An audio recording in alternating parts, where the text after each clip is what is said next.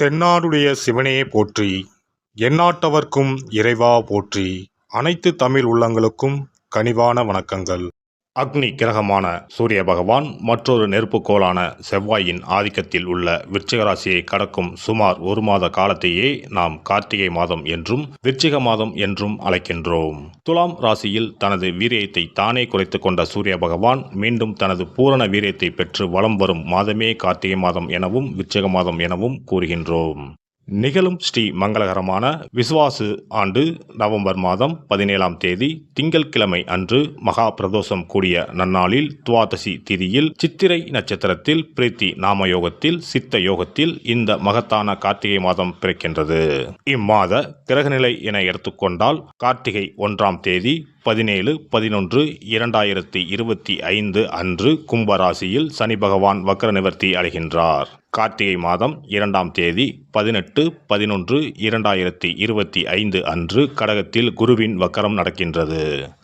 கார்த்திகை மாதம் 11ஆம் தேதி 27/11/2025 அன்று விருச்சிக ராசியில் சுக்கிர பகவானும், கார்த்திகை மாதம் 20ஆம் தேதி 6/12/2025 அன்று தனுசு ராசியில் செவ்வாய் பகவானும், கார்த்திகை மாதம் 20ஆம் தேதி 6/12/2025 அன்று விருச்சிக ராசியில் புதன் பகவானும் பயிற்சியாகின்றனர். இந்த கிரக அமைப்பினால் உங்கள் வாழ்வில் உண்டாகும் சுப மற்றும் அசுப பலன்கள் என்ன என்பதனையும், அசுப பலன் ஏற்படுமாயின் ராசிக்காரர்கள் செய்ய வேண்டிய பரிகாரம் என்ன, வழிபட வேண்டிய தெய்வம் யார் என்பதனை பற்றியும் விரிவாக காண்போம். பிறக்கப் போகும் இம்மாதத்தில் உங்கள் வாழ்வில் வளமும் நலமும் செல்வ செழிப்பும் பெற்று வாழ்வில் உயரிய நிலையை அடைய எல்லாம் வல்ல பெருமானை வேண்டி விரும்பி கேட்டுக்கொள்கிறேன். மிதுன ராசி அன்பர்களே, கார்த்திகை மாத கிரக நிலைகளை ஆராய்ந்து பார்க்கும் பொழுது மாத தொடக்கத்தில் உங்கள் ராசிநாதன் புதன் பகவான் பூர்வ புண்ணிய ஸ்தானத்தில் சஞ்சரிக்கிறார். அவரோடு பலம் பெற்று சுக்கிரன் இணைந்து புத சுக்கிர யோகத்தை உருவாக்கும் விதத்தில் இருப்பதால் செல்வ நிலை உயரும், செயல்பாடுகளில் வெற்றி கிடைக்கும், ஆரோக்கியம் சீராகும், தொழில் வளர்ச்சியில் இருந்த இடையூறு அகலும், குடும்பத்தில் உள்ள பெரியவர்கள் குழந்தைகளால் வரும் பிரச்சனைகளை சமாளித்து விடுவீர்கள். நீண்ட நாளாக எதிர்பார்த்த ஒரு சில நல்ல காரியங்கள் இப்பொழுது நிறைவேறும். மாத தொடக்கத்தில் குரு பகவான் உங்கள் ராசிக்கு 2ஆம் இடத்தில் உச்சம் பெற்று சஞ்சரிக்கிறார். எனவே தனஸ்தானம் வலுவடைகின்றது. ஆனால் அவர் கார்த்திகை 2ஆம் தேதி முதல் வக்கரம் பெறுகிறார். எனவே வருமானத்தில் தட்டுப்பாடுகளும் வரலாம். தசாபுத்தி பலம் இழந்திருப்பவர்களுக்கு கடன் கைமாற்று வாங்கும் சூழல் உருவாகும். உத்தியோகத்தில் உள்ளவர்கள் நல்ல பொறுப்பில் இருந்து நீக்கப்பட்டு சாதாரண பொறுப்பிற்கு மாற்றப்படலாம். குடும்பத்தில் பல பிரச்சனைகள் மீண்டும் தலை தூக்கும். விட்டு கொடுத்து செல்வது நல்லது. மாதத்தின் தொடக்க நாளிலேயே பாக்கியஸ்தானத்தில் சஞ்சரிக்கும் சனி பகவான் வக்ர நிவர்த்தியாகிறார். அதே நேரம் உங்கள் ராசிக்கு அஷ்டமாபதியாகவும் விளங்குபவர் சனி பகவான். எனவே இக்காலத்தில் நன்மையும் தீமையும் கலந்தே நடைபெறும். நம்பிக்கையோடு நடைபெறும் என்று நினைத்த ஒரு சில காரியங்கள் நடைபெறாமல் போகலாம். ஆனால் எதிர்பாராத விதத்தில் ஒரு சில நல்ல தகவல்களும் வந்து சேரும். வழக்குகள் முடிவடையாமல் இழுபறியாகவே இருக்கும். ஒரு சிலருக்கு புதிய வழக்குகள் உருவாகலாம். கார்த்திகை மாதம் 11ஆம் தேதி விருச்சிக ராசிக்கு சுக்கிர பகவான் செல்கின்றார். உங்கள் ராசிக்கு 5 மற்றும் 12 ஆகிய இடங்களுக்கு அதிபதியானவர் சுக்கிர பகவான். 12க்கு அதிபதி 6ஆம் இடத்திற்கு வரும்பொழுது சில நல்ல சம்பவங்கள் நடைபெறும். குறிப்பாக உத்தியோகத்தில் மாற்றங்களை எதிர்பார்த்து காத்திருந்தவர்களுக்கு அது நடைபெறும்.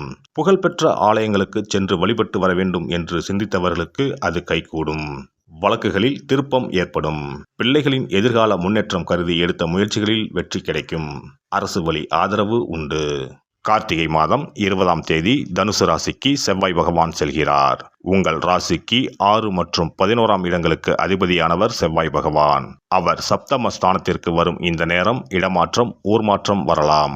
உத்தியோகத்தில் உள்ளவர்களுக்கு நல்ல நிறுவனங்களில் இருந்து அழைப்புகள் வரலாம். கொடுக்கல் வாங்கலில் இருந்த பிரச்சனைகள் ஒவ்வொன்றாக அகலும். இளைய சகோதரருடன் இணக்கம் ஏற்படும். கல்யாண முயற்சிகளில் இருந்த தடைகள் அகலும். பூமி விற்பனையில் ஆர்வம் காட்டுவீர்கள். கார்த்திகை மாதம் 20ஆம் தேதி விருச்சிக ராசிக்கு புதன் பகவான் வருகின்றார். உங்கள் ராசிக்கும் 4ஆம் இடத்திற்கும் அதிபதியானவர் புதன் பகவான். அவர் 6ஆம் இடத்திற்கு வருவது யோகம்தான். நிறைந்த தனலாபம் தரக்கூடிய விதத்தில் சில வாய்ப்புகள் இல்லம் தேடி வரும். புதிய நண்பர்கள் அறிமுகமாவார்கள். பிரபலமானவர்களின் பின்னணியில் சுபகாரியங்கள் நடைபெறும். புதிய தொழில் தொடங்கும் திட்டங்கள் வெற்றிகரமாக நிறைவேறும். கல்விக்காகவும் கலை சம்பந்தமாகவும் எடுத்த முயற்சிகள் கைகூடும். பொது வாழ்வில் உள்ளவர்களுக்கு நல்ல பொறுப்புகள் கிடைக்கும். வியாபாரம் மற்றும் தொழில் செய்பவர்களுக்கு கணிசமான தொகை கைகளில் புரளும். உத்தியோகத்தில் உள்ளவர்களுக்கு உயர் பதவி உண்டு. மாணவ மாணவியர்களுக்கு பெற்றோர் ஆசிரியர்களின் ஆதரவு உண்டு. பெண்களின் எண்ணங்கள் ஈடேறும். வருமானம் திருப்தி தரும். நல்ல வாய்ப்புகளை சற்று தாராளமாகவே அள்ளித்தரும்படி முக்கிய கிரகங்கள் அனுகூலமாக சஞ்சரிப்பதால் வாய்ப்பினை சரியாக பயன்படுத்திக் கொள்ளுங்கள். சனி பகவான் மற்றும் ராகு பகவானின் கூட்டுச் சேர்க்கை நிகழ்ந்துள்ளதால் பாக்கியஸ்தானத்திற்கு சிறிது தோஷம் ஏற்பட்டுள்ளது. அதன் விளைவாக தேவையற்ற செலவுகளில் பணம் விரயமாகும். சனி மற்றும் ராகுவிற்கு பரிகாரம் அவசியம். அருகில் உள்ள திருக்கோவில் ஒன்றில் சனிக்கிழமைகளில் மாலையில் தீபத்தில் சிறிது பசுனை அல்லது எள் எண்ணெய் சேர்த்து தரிசித்து விட்டு வருவது உடனுக்குடன் பலன் அளிக்கும். இம்மாதம் அபிராமி அம்மன் வழிபாடும் நன்மையை தரும். பணத்தேவையை பூர்த்தி செய்யும் நாட்கள் நவம்பர் 17, 27, 28, டிசம்பர் 2, 3, 8, 9. மகிழ்ச்சி தரும் வண்ணம் பச்சை. சிறப்பு பரிகாரம். கழுத்தை நெரிக்கும் கடன் தொல்லையா?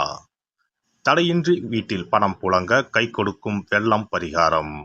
எவ்வளவு சம்பாதித்தாலும் கடன் தொல்லைகள் விரட்டி வருகிறதா? கழுத்தை நெரிக்கும் பிரச்சனைகளிலிருந்து விடுபட எளிய பரிகாரங்களை செய்து அதிலிருந்து மெல்ல மெல்ல மீண்டு வரலாம்.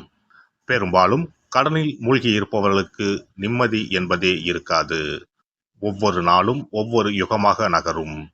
சொல்ல முடியாத அளவுக்கு மன உளைச்சலுக்கும் ஆளாவார்கள். இது போன்ற தொந்தரவில் சிக்கியுள்ளோர் பச்சரிசி பரிகாரங்களை செய்யலாம். இந்த பச்சரிசி பரிகாரத்தை வெள்ளிக்கிழமை, பௌர்ணமி வரும் நாட்கள் அல்லது புரட்டாதி நட்சத்திரம் வரும் நாட்கள், சதுர்த்தி நாட்கள் இப்படி ஏதாவது ஒரு நாளில் இந்த பரிகாரத்தை செய்யலாம். பிரம்ம முகூர்த்தத்தில் செய்வது மிகவும் நல்லது. இதற்கு ₹1 நாணயம் மொத்தம் 11 எடுத்துக்கொள்ள வேண்டும். நாட்டு மருந்து கடைகளில் கிடைக்கும் புனுகு என்ற பொருள், ஜாதிக்காய், ஏலக்காய் போன்றவற்றையும் வாங்கி வைத்துக் கொள்ள வேண்டும். இப்போது 11 நாணயங்களின் மீதும் இந்த புனுகை சிறிது தடவி விட வேண்டும். மஞ்சள் அல்லது சிவப்பு நிற பருத்தி துணி ஒன்றை எடுத்துக்கொண்டு புனுகு தடவிய நாணயம், ஏலக்காய், ஜாதிக்காய் போன்றவற்றையும் அதில் போட்டு அனைத்தையும் முடிச்சு போட்டு ஒரு பாத்திரத்தின் உள்ளே வைத்துவிட வேண்டும். இந்த பாத்திரத்தின் மீது பச்சரிசியை கொட்டி மூடிவிட வேண்டும். குடும்பத்தில் அதிக சம்பளம் பெறும் நபர்கள் தூங்கும் இடத்தில் இதனை வைத்துவிட்டால் போதும். 48 நாட்களுக்கு இதனை தொடாமல் இருக்க வேண்டும். 48 நாட்கள் கழித்து பாத்திரத்தில் உள்ள ஏலக்காய், ஜாதிக்காய் ஆகியவற்றை தண்ணீரில் விட்டுவிட வேண்டும். பச்சரிசினை எறும்புகளுக்கு தானம் செய்து விடலாம். இதனால் பண கஷ்டம் நீங்கி பணம் பெருக துவங்கும் என்பது நம்பிக்கை. அதேபோல 27 மொச்சை கொட்டைகளுடன் சிறிது வெல்லத்தையும் எடுத்து உள்ளங்கையில் வைத்துக்கொண்டு ஓம் ஸ்ரீ மகாலட்சுமி தாயே போற்றி என்ற மந்திரத்தை 27 முறை சொல்ல வேண்டும். பிறகு ஒரு தண்ணீர் உள்ள ஒரு பாத்திரத்தில் மொச்சக்கொட்டை, வெல்லத்தையும் சேர்ந்து கலந்து பசுமாட்டுக்கு தரலாம் அல்லது ஓடும் ஆற்றில் கரைத்து விடலாம். வாரந்தோறும் வெள்ளிக்கிழமைகளில் தொடர்ந்து 11 வாரம் சூரிய உதயத்திற்கு முன்பாக செய்து வரும்போது பண கஷ்டம் மெல்ல மெல்ல குறைய துவங்கும். அதே போல கடன் சிக்கலில் உள்ளவர்கள் பெருமாள் கோவிலுக்கு சென்று சனிக்கிழமை, புதன்கிழமைகளில் சக்கரத்தாழ்வார் சன்னதியில் துளசி மாலை சாற்றி 12 முறை வலம் வர வேண்டும். இதேபோல் 12 வாரமும் துளசி மாலை சாற்றி பிரார்த்தனை செய்து வந்தால் கடன் பிரச்சனைக்கு விடிவு காலம் கிடைக்கும். அதே போல அரச இலையை வைத்தும் பரிகாரம் செய்யலாம். அரச இலையில் மஞ்சள் பிள்ளையாரை பிடித்து வைத்து அதற்கு குங்கும பொட்டு, பூ வைத்து பூஜை அறையில் வைத்து தீபம் ஏற்ற வேண்டும். ஒரு வெற்றிலையை எடுத்து அதில் உங்களது கடன் தொகை எவ்வளவு என்பதையும் அந்த கடன் தீர வேண்டும் என்றும் எழுத வேண்டும். பிறகு வெட்டிவேர் ஒரு துண்டு, நெல்மணி 1 ஸ்பூன், 2 அருகம்புல் போன்றவைகளை வெற்றிலையில் வைத்து மஞ்சள் பிள்ளையாரின் முன்பு வைத்துவிட வேண்டும். இப்போது பிள்ளையாருக்கு தீபாராதனை காண்பித்து கடன் பிரச்சனை சீக்கிரம் தீர வேண்டும் என்று பிரார்த்தனை செய்து கொள்ள வேண்டும். இப்படி வாரம் வாரம் வெள்ளிக்கிழமையில் வழிபட்டு வரும்போது பலன் கிடைக்கும். எந்த ஒரு பரிகாரமாக இருந்தாலும் முழு மனதுடன், முழு நம்பிக்கையுடன் செய்தால் மட்டுமே பலன் கிடைக்கும். எல்லாம் வல்ல இறையருளால் நீங்களும் உங்கள் அன்பு குடும்பமும் உடல் நலம், நீலாயுள், நிறை செல்வம், உயர் புகழ், மெய்ஞானம் ஓங்கி வாழ்க வளமுடன். இந்த வீடியோ பதிவு உங்களுக்கு பிடித்திருந்தால் லைக் பண்ணுங்க, கமெண்ட் பண்ணுங்க, ஷேர் பண்ணுங்க. மறக்காம சப்ஸ்கிரைப் பண்ணுங்க. பக்கத்துல இருக்கிற பெல் பட்டனை கிளிக் பண்ணுங்க. நன்றி, வணக்கம். ஓம் நமச்சிவாய. சிவாய நம.